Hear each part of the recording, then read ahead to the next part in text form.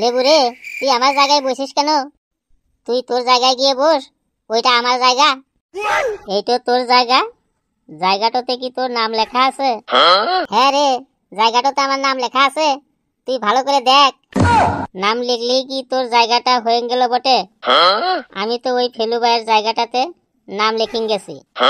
তাইলে কি আর ওই ফেলু ভাইয়ের জায়গাটা কি আমার হয়ে গেল? কি বললি লেবু, তুই আমার জায়গাটাতে নাম লিখেছিস? তোর দম থাকে তো বসে দেখা তো আমার জায়গাটায়। দম নাই দেখেই তো তোকে কিছু বলি না ফেলু ভাই। এই, তোরা যেখানে বসেছিস সেখানেই বসতো। স্কুলে আসলেই তোদের শুধু মস্তানি শুরু হয়ে যায়। ফেলু রে, একটা প্রশ্ন আমার মাথায় খালি ঘুরপাক খায়। তোর মাথায় আবার কি প্রশ্ন ঘুরপাক খায় ঘেটু? প্রশ্নটা হলো, এখন হঠাৎ করে স্কুল বন্ধ থাকলে আমাদের মোবাইলের হোয়াটসঅ্যাপে ছুটির নোটিশ চলে যায়, কিন্তু আগেকার মানুষরা কিভাবে জানতো যে স্কুল বন্ধ না খোলা? তখন তো কোনো মোবাইলও ছিল না আর হোয়াটসঅ্যাপও ছিল না। তোর এই প্রশ্নের উত্তরটা আমি বলছি ঘেটু। বলতো লেবু বড়, আগেকার যুগের মানুষগুলা সকালবেলা একবার স্কুলটোতে এসে চেক করে যেত যে স্কুলটা বন্ধ না খোলা। যদি খোলা থাকতো তাইলে তারা বাড়ি গিয়ে আবার বই পুস্তক দিয়ে স্কুলটোতে আসতো। লেবু, তুই ঠিকই বলেছিস। আগেকার দিনের ছেলেমেয়েরা সকালে স্কুলে গিয়ে চটের বস্তা দিয়ে জায়গা দখল করে আসতো, না হলে আবার জায়গা দখল নিয়ে মারামারি করে মাথা ফাটাফাটি হয়ে যেত। এটা আমি আমার দাদুর কাছে থেকে শুনেছি। কিন্তু সকালে তো স্কুল তালা মারা থাকতো, তাহলে তারা জায়গার দখল নিত কি করে? ফেলু রে, তুই ভুল বললি। আগেকার দিনে কেউ বস্তা নিয়ে স্কুলে যেত না। সবাই স্কুলে গিয়ে গাছের নিচে মাটিতে বসে ক্লাস করত। এটা আমার দাদু বলেছে। তোর দাদু স্কুলে গিয়ে গাছের নিচে মাটিতে বসে ক্লাস করত? তাহলে তো তোর দাদু কোনোদিন স্কুলেই যায়নি। ভালো করে জিজ্ঞাসা করবি। উনি তাহলে অঙ্গনারী স্কুলে যেত আর খিচুড়ি খেত। তুই জিজ্ঞাসা করবি। ফেলু রে, হাবলু ঠিকই বলেছে বটে। আগেকার দিনের মানুষরা স্কুলটোতে গিয়ে গাছের তলাটোতেই বসে ক্লাস করত। আমার ঠাকুর দাদাও আমাকে এইটো বলেছে বটে। কে কে কে আবার গাছের তলায় বসে পড়াশোনা করতো? স্যার, ওই হাবলু আর লেবুর ঠাকুরদা গাছের তলায় বসে পড়াশোনা করত। হাবলু আর লেবু ঠিকই বলেছে। আগেকার দিনের লোকেরা গাছের তলায় বসেই পড়াশোনা করত। কিন্তু এখন তোদের এত সুযোগ সুবিধা দেওয়া হয়, তাও তোরা পড়াশোনা করতে চাস না। কিসের সুযোগ সুবিধা স্যার? স্কুলে আসলেই ক্লাসের পর ক্লাস, একটা ক্লাস শেষ না হতে হতে আর একটা ক্লাস, কোনো রেস্ট নেবার সময়ই নেই। তারপরে আবার বাড়িতে গিয়েও শান্তি নেই। গাদা গাদা হোমওয়ার্ক দিয়ে দেন। বাড়িতে গিয়ে হোমওয়ার্ক করতে না বসলে আবার বাবা মায়ের পেদানি। এদিকে স্কুলে পড়া না পারলে আবার মাস্টারের পেদানি। ওদিকে আবার বাড়িতে পড়তে না বসলে বাবা মায়ের পেদানি। এই পেদানি খেতে খেতে আমাদের জীবনটা একদম শেষ হয়ে যাচ্ছে। এতে আবার আপনি সুবিধার কি দেখছেন স্যার? এই, কি সব উল্টো পাল্টো বলছিস? স্কুলে আসলে পড়াশোনা করতে হবে না? তাহলে স্কুলটা কি আড্ডা মারা জায়গা? স্কুলটা পড়াশোনা করার জায়গা। স্কুলে আসলে পড়াশোনা করতেই হবে। স্যার, স্কুলে আসলে পড়াশোনা করতে আমাদের কোনো প্রবলেম নেই, তাই বলে এত পড়াশোনা? এত পড়াশোনা তার মানে? লেবু, তুই কি বলতে চাইছিস বলতো? স্যার, আপনি আজ আমাদের ইকোনমিক ক্লাস নেন তো? আমি ইকোনমিক্সের টিচার নই, তাই আমি ইকোনমিক্সের ক্লাস নিতে পারবো না।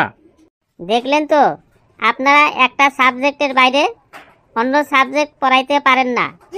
তাইলে আমরা এতগুলা সাবজেক্টের পড়া একটো মাথাটোতে কি করে মনে রাখবো? আপনিই বলুন। তাইলে আমাদের মাথাটোতে কত প্রেসার পড়ে বটে? লেবু, বাইরে 42 ডিগ্রি তাপমাত্রা। এমনিতেই আমার মাথাটা গরম হয়ে আছে। তুই আর আমাকে গরম করিস না কিন্তু, না হলে কি থেকে কি অঘটন ঘটিয়ে দিব তুই টেরও পাবি না কিন্তু। এই, আজ তোদের আমি জীবন বিজ্ঞানের খাতা দেখাবো। তোরা সবাই মার খাবার জন্য তৈরি হয়ে থাক। স্যার, এই 2 সপ্তাহ ধরে আপনার হাতে লাগাতার কন্টিনিউ মার খেয়ে যাচ্ছি। আজ আর মারবেন না স্যার। আমাদের পিঠগুলোকেও একটু রেস্ট নিতে দিন স্যার। হ্যাঁ স্যার, ফেলু ভাই ঠিকই বলেছে বটে।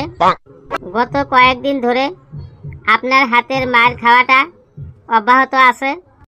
আজকে আমাদেরকে একটু রেস্ট দিন। আবার কাল থেকে মার স্টার্ট করবেন। হ্যাঁ স্যার, ফেলু আর লেবু ঠিকই বলেছে। মার খেয়ে খেয়ে মোরা ক্লান্ত, ভাঙিয়া গেছে মোর হৃদযন্ত্র। আজ আপনি থাকুন একটু শান্ত।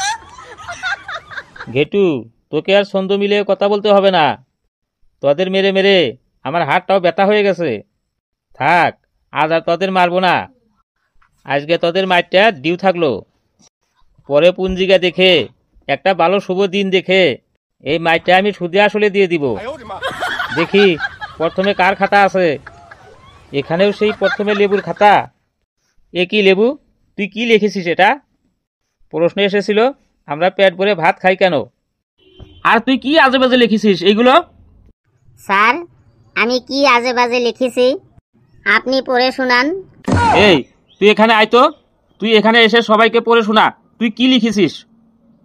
নে, সবাইকে পড়ে শোনা আমরা পেট ভরে ভাত খাই কেন। আর অ্যান্সারে তুই কি লিখেছিস?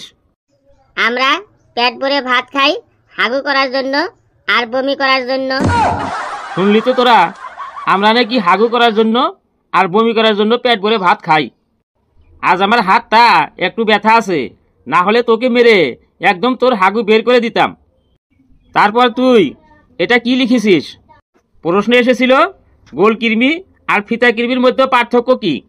আর তুই অ্যান্সারে এসব কি লিখেছিস? পড়ে শোনা সবাইকে। গোল কৃমি আর ফিতা কৃমির মধ্যে পার্থক্যটা হলো রসগোল্লা খাবার পর আমাদের পেটে যেগুলো কৃমি হয় সেগুলোকেই গোল কৃমি বলে। রসগোল্লাটো গোল বলেই কৃমিটো গোল হয়। আর জিলেপি খাবার পর আমাদের পেটে যেগুলো কৃমি হয় তাকে ফিতা কৃমি বলে। জিলেপি ফিতের মতো পেঁচানো বলে কৃমিগুলোও ফিতের মতো হবে বটে।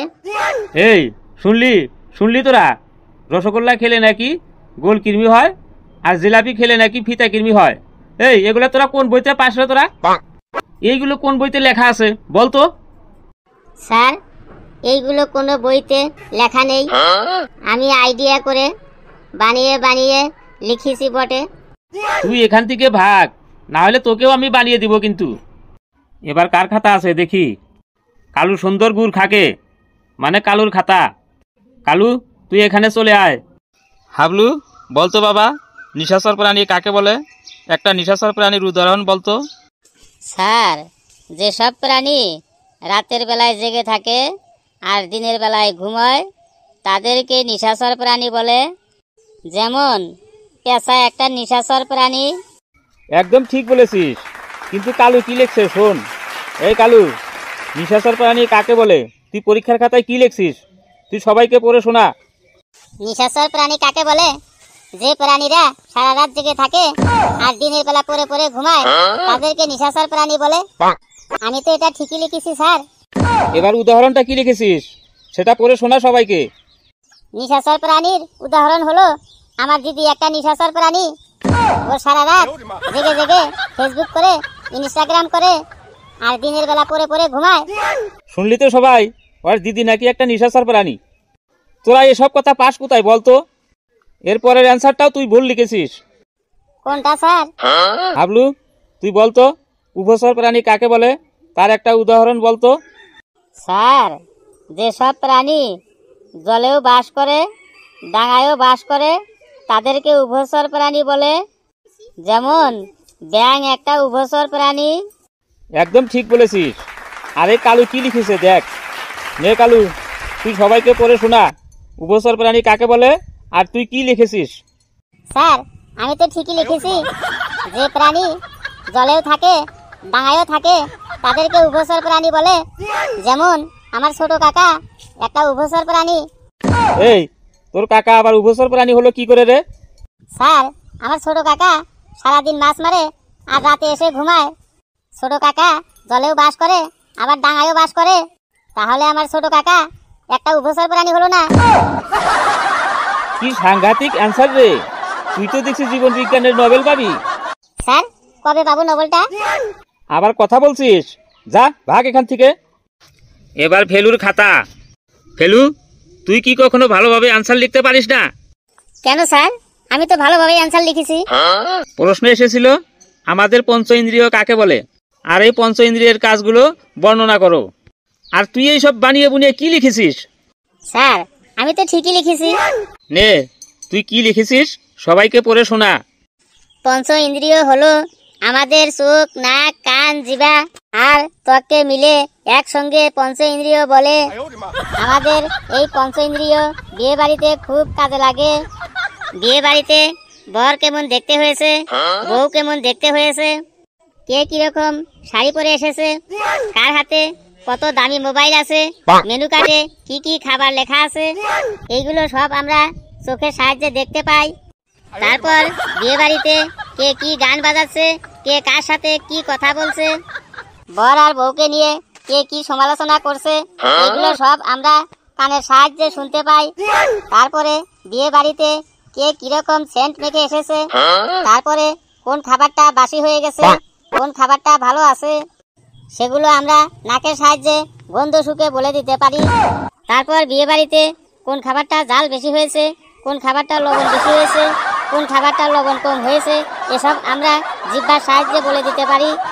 তারপরে আমরা বিয়ে বাড়িতে কোন খাবারটা গরম আছে, কোন খাবারটা ঠান্ডা হয়ে গেছে, এসব আমরা ত্বকের সাহায্যে বুঝতে পারি। স্যার আমি তো ঠিকই লিখেছি স্যার। তুই থাম এবার, ঘন্টা পড়ে গেল, না হলে তোকে আমি বিয়ে বাড়ির মেনু কার্ড ধরে ধরে সব খাবার খাইয়ে ছাড়তাম। এই তোরা বস, আমি আজ যাই। বন্ধুরা ভিডিওটি কেমন লাগলো আপনারা কমেন্টে জানাবেন। ভিডিওটি লাইক করবেন, শেয়ার করবেন আর চ্যানেলটিকে সাবস্ক্রাইব করে আমাদের সাথে থাকবেন।